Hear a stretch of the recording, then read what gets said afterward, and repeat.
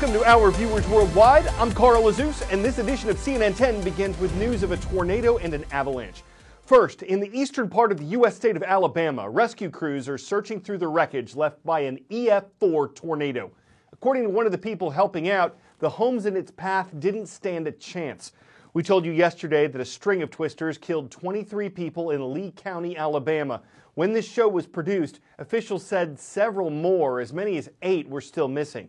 There wasn't an official count of how many were injured, but nearby hospitals said more than 70 people had been treated there, with injuries ranging from minor to serious. One woman who wasn't in her home when it was destroyed described how her boyfriend barely survived. He seen the porch fly up, the front porch, it was like a patio.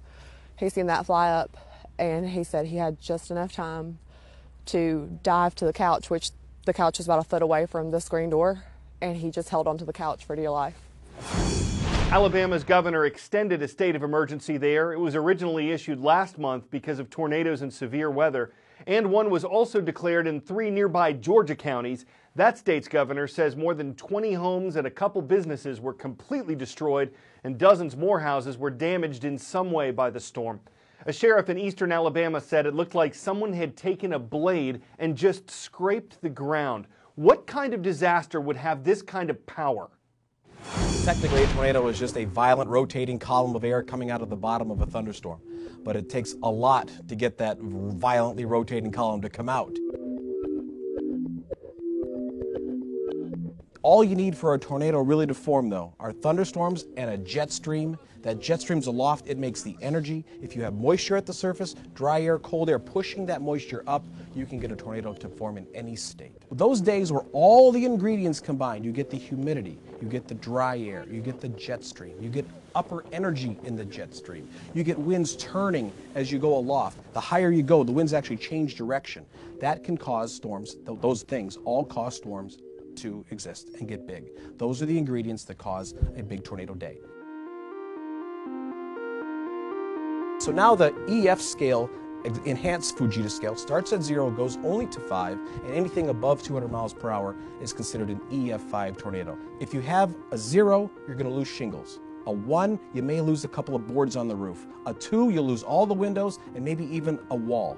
A 3, EF3, you will lose a couple of walls on the outside, but there will still be a part of the home standing. An F4, most of the home is gone, but you'll still see the refrigerator, you'll still see a closet, and you'll still see the bathroom. An EF5, you cannot find the house. It's completely gone. We don't know how big that Fujita scale will be, how big that tornado will be, literally until after we look at the damage. We have this triangulation that no other country in the world, no other region in the world has. We have the Rocky Mountains to our west. We have the Gulf of Mexico in our south. We have Canada and very cold air masses coming down from the north. All of those things combined make Tornado Alley, typically the plains. Texas, Oklahoma, Kansas, Nebraska, all the way to Chicago, as far south as the southeast, including Georgia and Alabama. That's basically the new or the bigger Tornado Alley. The greatest threat of a tornado is being hit by something that the tornado is moving. If you're outside or if you're not protected inside, if you get hit by a 140 mile per hour 2x4, you're going to be killed. So you need to be inside on the lowest level, somewhere in the middle of the home away from windows. When you hear the word warning and you hear your county, that's when you need to take cover. When you hear the word watch, that means something might happen today. Let's have a plan. When you hear the word warning, it's too late to make a plan. You need to already have the plan. Warning's the long word. It's the bad one.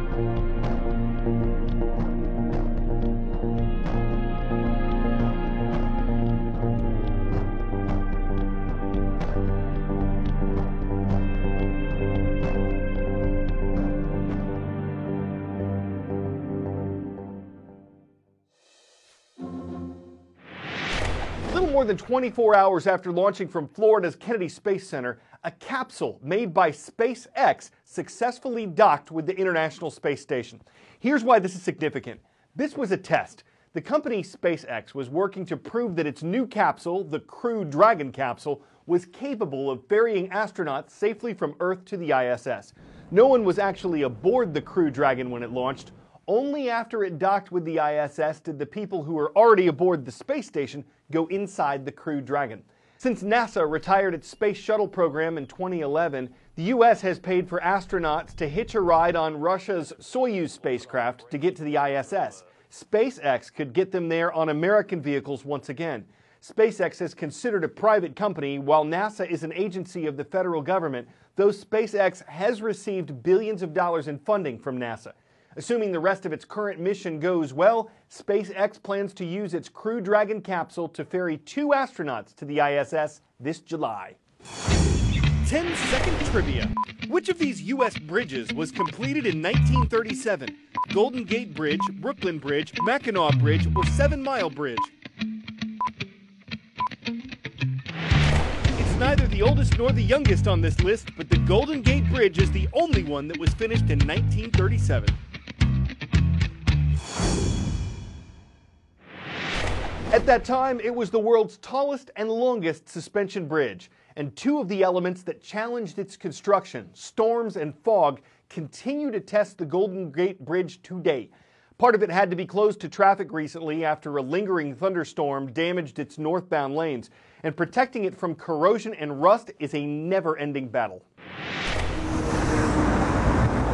The Golden Gate Bridge gets its name because it spans what's called the Golden Gate Strait.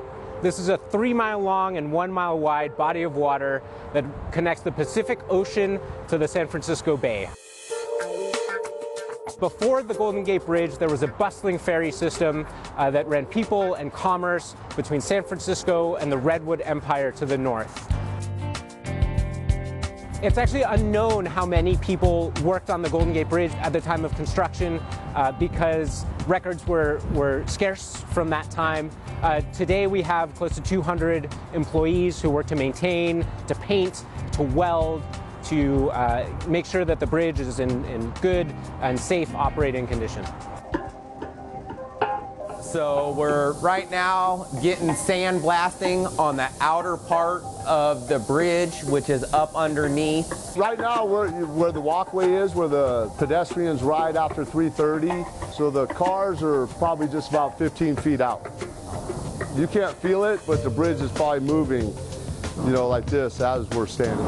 In a containment like this, a rough estimate, 16 people sandblasting for a month and a half. Our painters will go out to the most critical, structural areas of the bridge where the fog and the salt and the wind has corroded the paint. The salt eats this bridge up, the fog eats this bridge up. If we don't continue to paint it, it's just gonna rot away.